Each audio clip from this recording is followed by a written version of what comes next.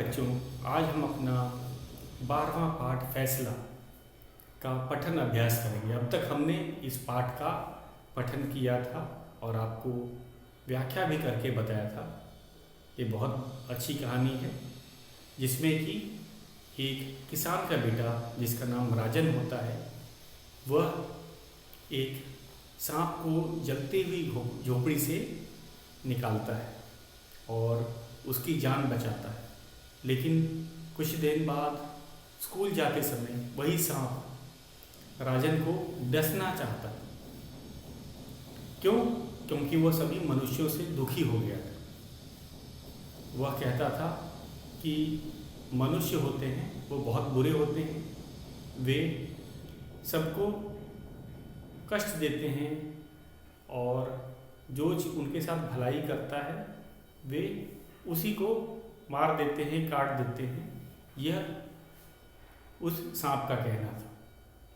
तो राजन ने कहा कि मैंने तो आपकी जान बचाई है और आप मुझे ही डसना चाहते हो, ये तो सही बात नहीं है। तो दोनों ने मिलकर यह तय किया कि वे राजन को सांप काटे कि न काटे इसका फैसला किसी तीसरे व्यक्ति से करवाते। तो क्या हुआ, वे पेड़ के पास गए। पेड़ ने भी यही कहा कि मनुष्य अच्छे नहीं होते हैं। पेड़ मनुष्यों को फल देते हैं, छाया देते हैं, लेकिन मनुष्य उनको भी नहीं छोड़ते, वे काट डालते हैं। तो राजन तो कुछ न कह पाया। फिर वे आगे चले और आगे एक तालाब मिला। तालाब से भी राजन ने कहा कि भाई मैंने तो इस सांप की जान बचाई थी और ये सांप मुझे ही काटने लगा है, काटने वाला है, क्या यह सही है? तो तालाब ने भी सांप का ही पक्ष लिया। उसने क्या कहा कि मनुष्य मेरा पानी का उपयोग करते हैं, पीते हैं, लेकिन मेरे पानी को वे गंदा भी करते हैं। वे कपड़े भी मेरे ही पानी में धोते हैं, पशुओं को भी मेरे पानी में नहलाते हैं। तो मनुष्य सही नहीं। जो मनुष्यों की मदद करता है, मनुष्य उनको ही नुकसान पहुंचाते हैं। तो इस बार भी राजन कुछ न बोला। फिर वे आगे गए। राजन उस सांप को लेकर अपने पाठशाला के बाहर पहुंचा तो उसने दिखाया कि देखो ये हमारा पाठशाला है। तो जो सांप था उसने देखा कि अरे बच्चे तो छोटे छोटे पौधे लगा रहे हैं और पाठशाला के समीप जो तालाब था उसका पानी एकदम साफ था और बच्चे गाय की सेवा कर रहे हैं, उसको खाना खिला रहे हैं और चारों तरफ सफाई और हरियाली थी। तो इसे देखते ही सांप को सब समझ आया कि सभी मनुष्य बुरे नहीं होते हैं और खासकर बच्चे पर्यावरण का ध्यान रखते हैं और उसकी रक्षा करते हैं। तो सांप ने और आगे जाने की कोशिश नहीं की क्योंकि उसको सब कुछ समझ आ गया था कि सभी मनुष्य खासकर बच्चे तो बहुत ही अच्छे होते हैं और वह राजन को बिना काटे ही अपने राह चला गया क्योंकि उसको सब बात अब समझ आने लगी थी। तो बच्चों ये हमारा था पाठ और मैंने आपको आज बताया कि आज हम इसका पठन अभ्यास करें। पठन अभ्यास क्यों ज़रूरी है? ताकि हमें पढ़ना सही ढंग से आ जाए, जो नए शब्द हैं उनका उच्चारण भी हमें आ जाए, पढ़ने में जो विराम चिन्ह होते हैं, अल्प विराम, पूर्ण विराम और संवाद को कैसे पढ़ा जाता है, वे भी हमें समझ में आ जाए। तो ये पढ़ना बहुत ज़रूरी है। तो आप सबके पास अपनी बुक होनी चाहिए।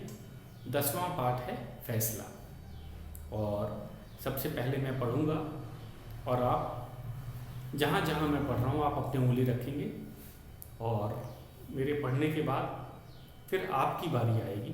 तो अभी आपको ध्यान से सुनना है और मैं पठन अभ्यास करता हूँ, फिर आपकी बारी आएगी। तो ये हमारा 12वां पाठ है। पाठ का नाम है फैसला। राजन एक किसान का बेटा था।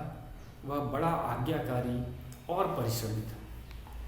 वह गांव की पाठशाला में पढ़ता था और अपने पिता के काम में उनकी मदद भी करता था। एक दिन राजन खेत से घर लौट रहा था। उसे आकाश में उठता हुआ धुआं दिखाई दिया। राजन तुरंत उधर की तरफ दौड़ा। एक झोपड़ी में आग लगी थी।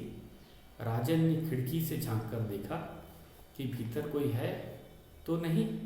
एक सांप आग से बचने के लिए इधर उधर रेंग रहा था। राजन ने पास ही पड़ी एक लकड़ी उठाई और उससे धक्का मारकर झोपड़ी का दरवाज़ा खोल दिया। सांप बाहर निकलकर चला गया। कुछ दिन बाद राजन पाठशाला जा रहा था। तभी उसके सामने वही सांप फन उठाए आ खड़ा हुआ। वह राजन को डसना चाहता था। राजन बोला, अरे तुम तो वही हो जिसकी मैंने जान बचाई थी। आज तुम मुझे ही मारना चाहते हो। सांप बोला, तुम मनुष्य हमारे शत्रु हो। हम तुम्हारा कुछ नहीं बिगाड़ते, लेकिन तुम हमें मार डालते हो। हाँ, यह बात ठीक है कि उस दिन तुमने मेरी जान बचाई थी, इसलिए चलो किसी से फैसला करवाते हैं कि मुझे तुम्हें डसना चाहिए या नहीं। दोनों एक वृक्ष के पास पहुँचे। राजन बोला, देखो भाई, मैंने इस सांप को आग से बचाया, यह मुझे ही मारना चाहता है। क्या यह ठीक है? वृक्ष बोला, हाँ बिल्कुल ठीक है। तुम मनुष्य हो ही ऐसे। मैं तुम्हें फल देता हूँ, छाया देता हूँ, हवा को शुद्ध करता हूँ, पर तुम लोग मुझे कष्ट देते हो और काट डालते हो। राजन चुप रह गया। वे दोनों और आगे बढ़े। एक तालाब के पास पहुँचे। राजन ने तालाब से कहा, देखो, मैंने इस सांप की जान बचाई और यह मुझे ही मारना चाहता है। क्या यह ठीक है? तालाब बोला, हाँ बिल्कुल ठीक है। तुम मनुष्य पानी के बिना जीवित नहीं रह सकते। मैं तुम्हें पानी देता हूँ, लेकिन तुम कपड़े धोकर, पशु नहलाकर मेरा पानी ही गंदा कर देते हो। तालाब की बात सुनकर सांप बोला, देखा, मनुष्य उन सबके साथ अच्छा व्यवहार नहीं करते जो उनकी सेवा करते हैं। बोलो, अब क्या कहते हो? राजन ने कहा, चलो आगे चलते हैं। दोनों चलते चलते पाठशाला के समीप जा पहुँचे। सांप ने देखा कि पाठशाला बड़ी सुंदर है। चारों ओर हरे भरे पेड़ हैं। गुरुजी पेड़ के नीचे बैठे बच्चों को पढ़ा रहे हैं। कुछ बच्चे नए पौधे लगा रहे हैं, कुछ पौधों को पानी दे रहे हैं। पाठशाला के पास छोटा सा तालाब है। उसका पानी चमचम चमक रहा है, बिल्कुल साफ। कुछ बच्चे गाय की सेवा कर रहे हैं, उसके रहने के स्थान की सफाई कर रहे हैं। राजन ने कहा, चलो गुरुजी से पूछते हैं। सांप बोला, नहीं, अब इसकी कोई आवश्यकता नहीं है। मैं समझ गया हूँ। मैं अब तुम्हें नहीं डसूंगा। यह कहकर सांप चला गया। तो बच्चों, ये था हमारा पाठ। इस पाठ में हमने देखा कि राजन बहुत ही परिश्रमी लड़का था। उसके पिताजी किसान थे और वो स्कूल से आकर अपने पिता की मदद किया करता। एक बार तो ये था, किसकी हम कहेंगे, राजन के बारे में। वह काफ़ी परिश्रमी था, अपने पिता की मदद करता था और जीव जंतुओं से भी प्यार करता था, और उसने सांप की भी मदद की थी। ये बहुत अच्छी बात है। हम लोग नहीं समझ पाते हैं कि कुछ जानवर जो होते हैं वो हमारे पर्यावरण के लिए ज़रूरी होते हैं। अधिकतर लोग सांप को देखकर उसको पत्थर मारते हैं या उसको मार के ख़त्म कर देते हैं, जान से मार देते हैं, जो ये सही बात नहीं। राजन चाहता तो सांप की मदद नहीं करता, और सांप भी उस आग में, झोपड़ी में जल करके मर जाता, लेकिन राजन ने ऐसा नहीं किया। बच्चों, सांप भी बहुत ज़रूरी होते हैं हमारे पर्यावरण के लिए, जिस तरह पेड़ ज़रूरी है, क्योंकि सांप चूहों को खा करके उनकी संख्या कम करते हैं। अगर सांप नहीं रहेंगे, अगर हम सारे सांपों को ही मार देंगे तो धरती पर चूहे बढ़ जाएंगे और वे फसलों को नुकसान करेंगे और फिर इंसानों को खाने की कमी हो सकती है। तो राजन ने सही किया। हमें पता है कि सांप जहरीला होता है और उसके काटने से मृत्यु हो जाती है, लेकिन वह हमारे पर्यावरण का भाग है। सांप की तरह पेड़ पौधे, तालाब, नदियाँ, हमें इन सब की रक्षा करनी चाहिए, क्योंकि ये सब प्रकृति के ही भाग हैं और इनके बिना मनुष्य भी नहीं जीवित रह सकता। तो यही बात अभी मनुष्यों को नहीं समझ आई और इसी कारण शायद हमने देखा है कि जो जंगली जानवर होते हैं वे भी मनुष्य से डरते हैं, क्योंकि मनुष्य अपने फायदे के लिए ही काम करता है। मनुष्य स्वार्थी हो गया है, अपनी ज़रूरत के लिए क्या करता है। जैसे मनुष्यों की आबादी धीरे धीरे बढ़ रही है, आपको पता है, तो भाई नए घरों की ज़रूरत होगी, नए स्कूलों की ज़रूरत होगी, सड़कों की ज़रूरत होगी, तो और नए खेतों की भी ज़रूरत होगी, क्योंकि अनाज खेतों से आता है। तो नए खेत कहाँ से आएंगे? जंगलों को काट कर। जो घर बनते हैं, घरों में भी खिड़की दरवाजे, लकड़ियाँ कहाँ से आती हैं? वनों को काट कर, जंगलों को काट कर, पेड़ों को काट कर। तो मनुष्य उन सबको नुकसान पहुँचा रहा है। तो ये हमें ऐसी सोच नहीं रखनी चाहिए।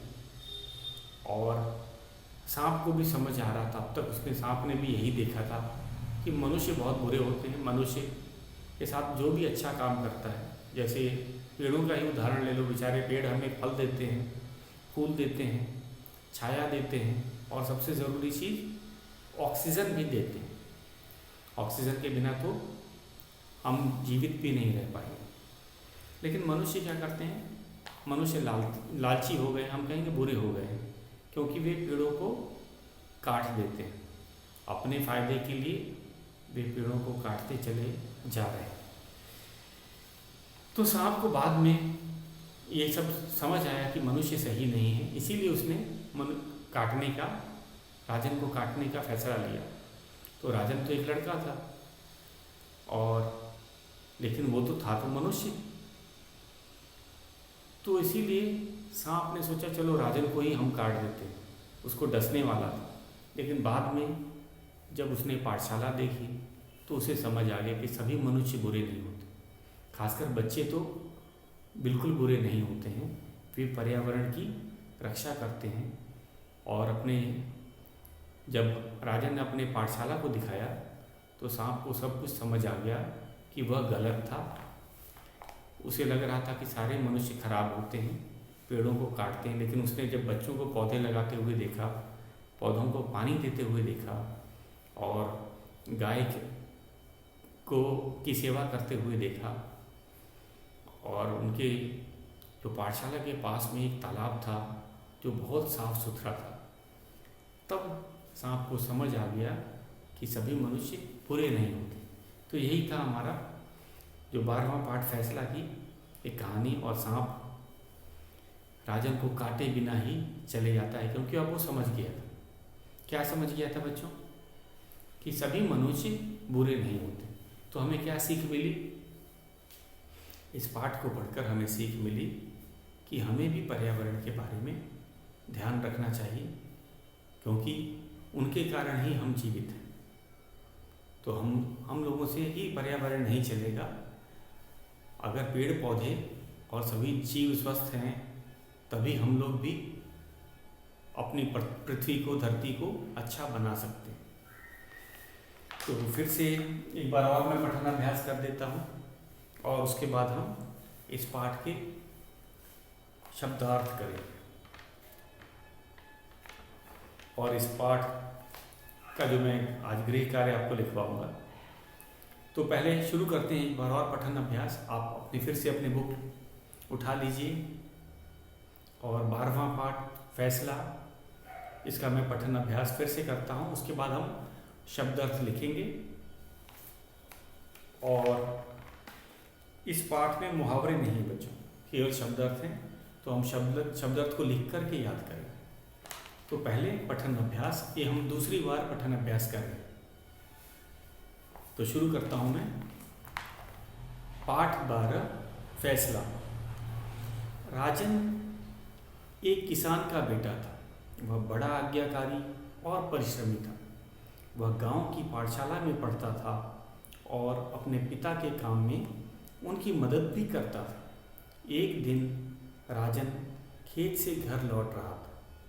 उसे आकाश में उड़ता हुआ धुआं दिखाई दिया। राजन तुरंत उधर की तरफ दौड़ा। एक झोपड़ी में आग लगी थी। राजन ने खिड़की से झांक कर देखा कि कोई भीतर है तो नहीं। एक सांप आग से बचने के लिए इधर उधर रेंग रहा था। राजन ने पास ही पड़ी एक लकड़ी उठाई और धक्का मारकर झोपड़ी का दरवाज़ा खोल दिया। सांप बाहर निकलकर चला गया। कुछ दिनों बाद राजन पाठशाला जा रहा था। तभी उसके सामने वही सांप फन उठाए आ खड़ा हुआ। वह राजन को डसना चाहता था।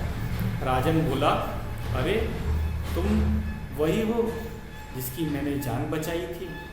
आज तुम मुझे ही मारना चाहते हो। सांप बोला, तुम मनुष्य हमारे शत्रु हो।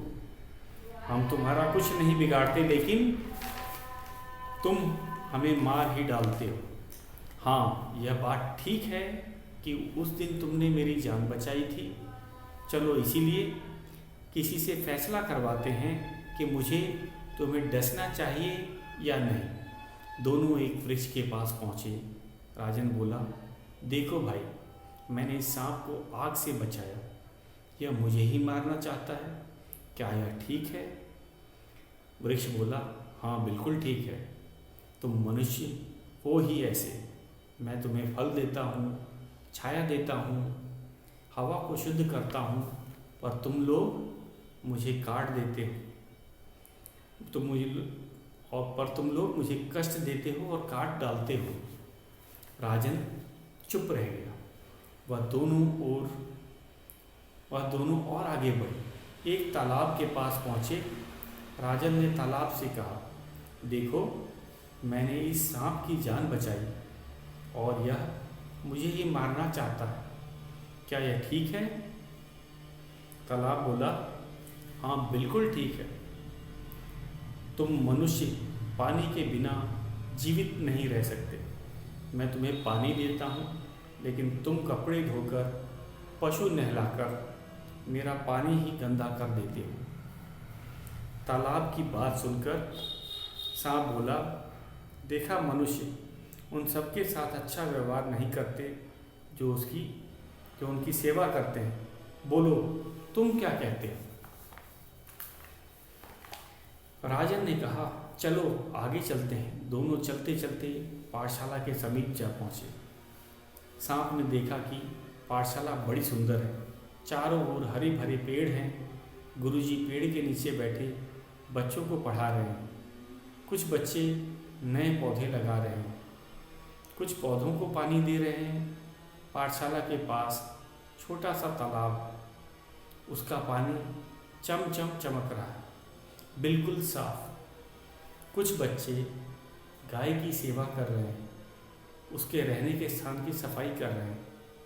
राजन ने कहा, चलो गुरुजी से पूछते हैं। सांप बोला, नहीं, अब इसकी कोई आवश्यकता नहीं है। मैं समझ गया हूँ, मैं अब तुम्हें नहीं डसूंगा। यह कहकर सांप चला गया। तो बच्चों, ये था हमारा पाठ का पठन अभ्यास। अब हम चलते हैं अपने शब्दार्थ। तो आज हम लिखेंगे अपने शब्दार्थ और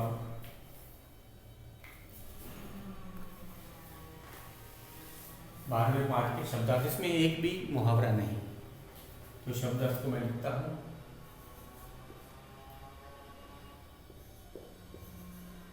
शब्दार्थ, पहला शब्द है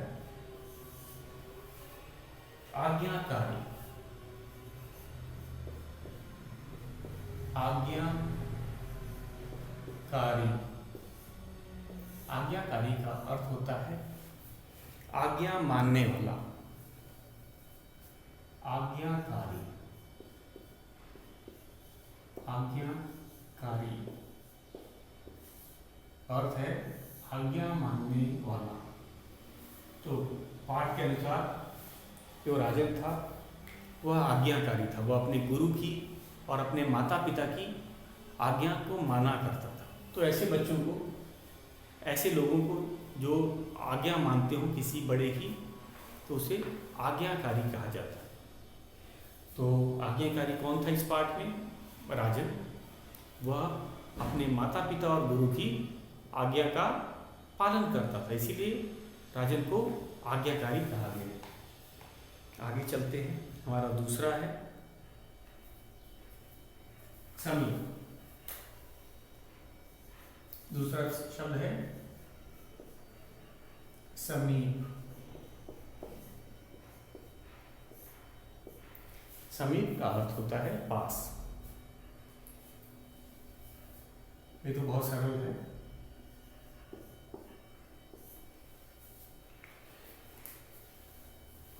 तो समीप का अर्थ होता है पास।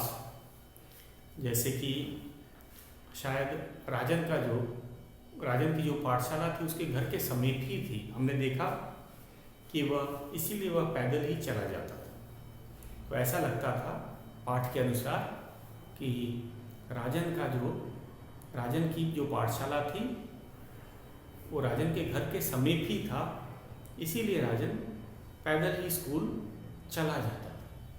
तो समीप का अर्थ होता है पास। आज्ञाकारी का मैंने क्या उदाहरण बताया था कि राजन जो है एक आज्ञाकारी बालक था। आज्ञाकारी बालक वह होता है जो अपने माता पिता और गुरु की बात या अपने बड़ों की बात मानता है, उसे आज्ञाकारी कहा जाता है। तीसरा है परिश्रमी।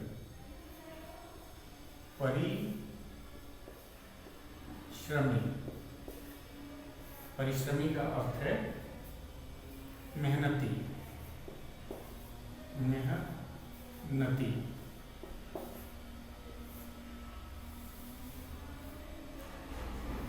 तो राजन एक परिश्रमी लड़का था, मेहनती।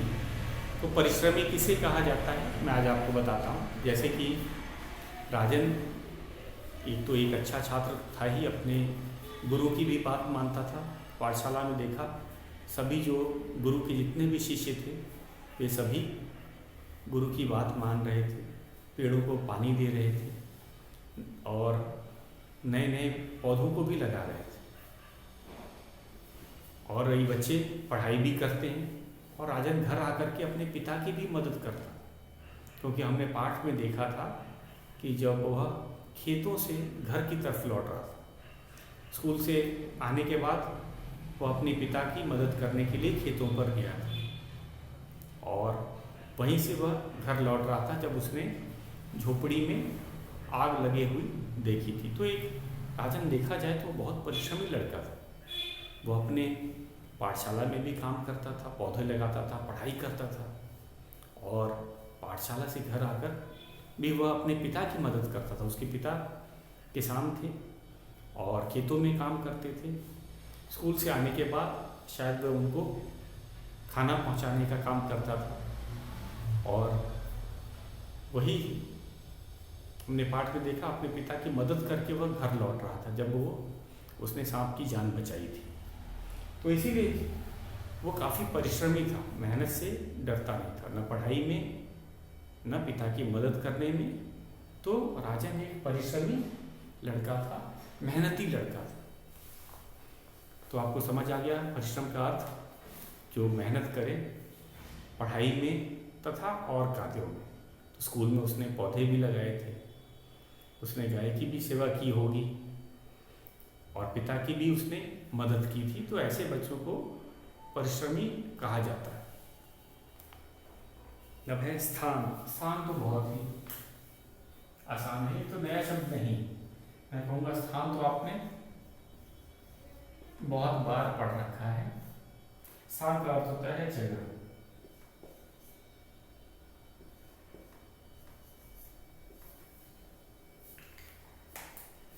तो उस स्थान पे गया, जैसे कि पाठ के अनुसार हम बोलेंगे स्थान, तो राजन ने जंगल में धुआं उठता हुआ देखा।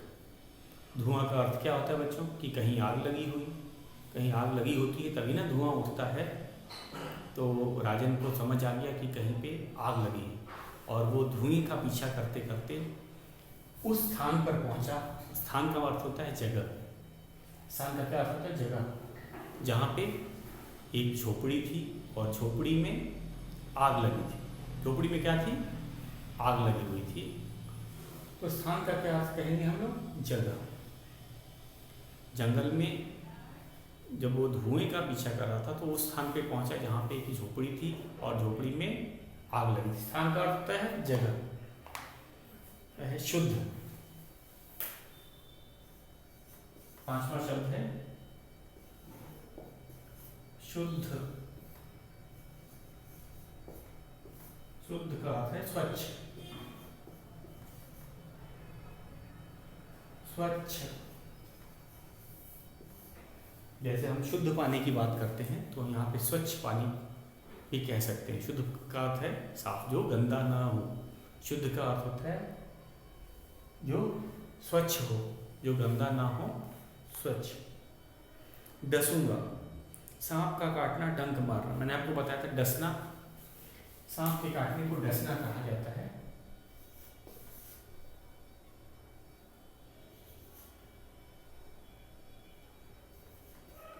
डसूंगा, इसको बोलते हैं सांप का काटना। सांप का काटना या डंक मारना भी कह सकते हैं। डंक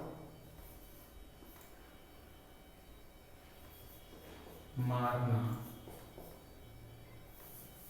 क्योंकि मैंने आपको बच्चों बताया था पाठ पढ़ाते समय कि सांप जो है उसके दो बड़े बड़े दांत होते हैं जिसमें से विष निकलता है, जहर निकलता है, और वह अपने शिकार के अंदर गड़ा देता है। तो इसीलिए इसे काटना नहीं कहते हैं। कुत्ता काटता है, बंदर काटता है, लेकिन सांप डसता है। तो दांतों को गड़ा देना या डंक मारने को भी डसना कहते हैं। जैसे बिच्छू होता है, बिच्छू काटता नहीं है, उसके बिच्छू के भी पीछे एक डंक होता है, वो अपने शिकार के अंदर गड़ा देता है, इसीलिए उसे डसना कहा जाता है। तो डसूंगा के बाद आ जाते हैं, हमारा अगला शब्द है कष्ट। कष्ट का अर्थ होता है पीड़ा या दुख। पीड़ा या फिर हम कहेंगे दुख।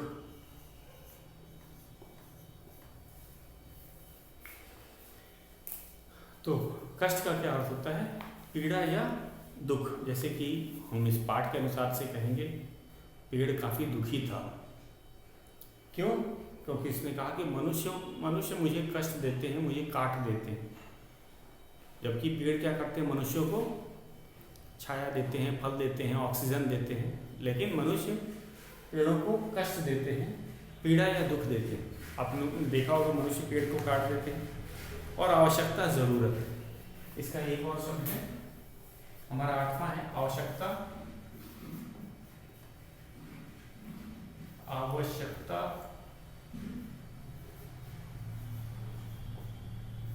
आवश्यकता का अर्थ है जरूरत।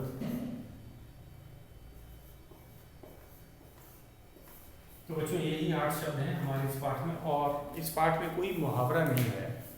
तो आपने गौर किया है, ये सभी 8 शब्दार्थ है, ये कोई मुहावरा इस पाठ में नहीं आया है। तो आज आपका गृह कार्य है कि आपको एक पेज सुलेख लिख लिया होगा आपने। आज आपको एक सांप का चित्र बनाना है और शब्दार्थ को लिख करके याद करना है। तो ये आपका गृह कार्य है। फिर से मैं बता देता हूँ, आपको जो है एक पेज सुलेख लेखन लिखना है, सांप का एक चित्र बनाना है और शब्दार्थ को लिख करके याद करना है। और शेष हम कल मौखिक प्रश्नों को हम डिस्कस करेंगे और उस पर चर्चा करेंगे। तो आज के लिए बस इतना है।